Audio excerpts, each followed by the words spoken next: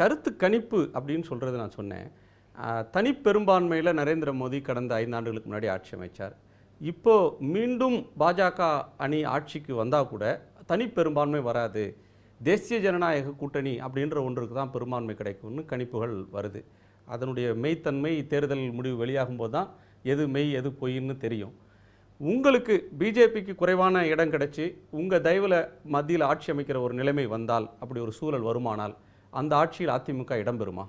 இது கற்பனையான கேள்வி. 100% பாரதிய ஜனதா கட்சி முழு மெஜாரிட்டியோடு தான் வரும். இது கற்பனையான கேள்விக்கு நாங்கள் பதில் சொல்ல இயலாது.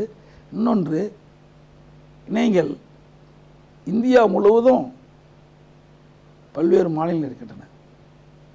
அனைத்து எதிர்க்கட்சிகளும் ஒன்றாக சேர்ந்து ஒரு பிரதமரை தேர்ந்தெடுக்கப்பட்டிருக்குதா? இதுவரைக்கும் இல்லை. இங்கே சென்னையில் பிரதமர் வேட்பாளரை யாருமே சொல்லலையே, முன்மொழியவே இல்லையே.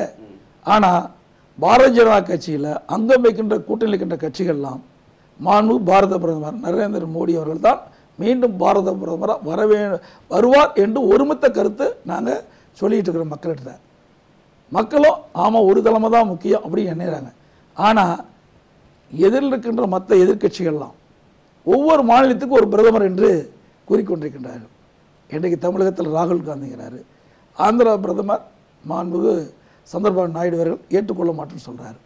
அதே மேற்கு வங்க முதலமைச்சர் மம்தா பானர்ஜி அங்கே ஒரு மிக பிரம்மாண்டமான ஒரு கூட்டத்தை போட்டாங்க. அதில் ஸ்டாலின் கூட கலந்துக்கிட்டார். அப்போ தேர்தல் முடிஞ்ச பிறகு கூட்டணிகள்லாம் அமைந்து பிரதமரை தேர்ந்தெடுக்கலான்னு சொல்கிறாங்க. அதே போல் உத்தரப்பிரதேசத்தில் அகிலேஷ் யாதவ், மாயாவதி அவர்கள் இன்னும் யார் பிரதமர் என்று அறிவிக்கவில்லை. இப்படி ஒவ்வொருவருக்கும் ஒரு மனநிலை இருக்கின்றது. அவரோர் பிரதமர் ஆக முடியும் என்ற ஒரு எண்ணம் மனதில் இருக்கும்போது ஒருமித்த கருத்தை ஏற்படலை. அப்படி ஒருமித்த கருத்தை ஏற்படாத போது மாண்பு பாரத பிரதமர் நரேந்திர மோடிக்கு ஒருமித்த கருத்தோடு அவருடைய அணி கூட்டணியில் இருக்கிறவர்களாம் அங்க வைக்கின்ற கட்சிகள்லாம் எதிர்காலத்தில் தேர்தல் முடிஞ்ச பிறகு மாண்பு பாரத பிரதமர் நரேந்திர மோடி அவர்கள் தான் பாரத பிரதமர் வருவார் என்று ஒருமித்த கருத்தோடு செயல்படுறாங்க. தேர்தலில் சந்திக்கிறாங்க. நிச்சயம் அதிக இடங்களில் இந்தியாவில் வெற்றி பெறுவாங்க.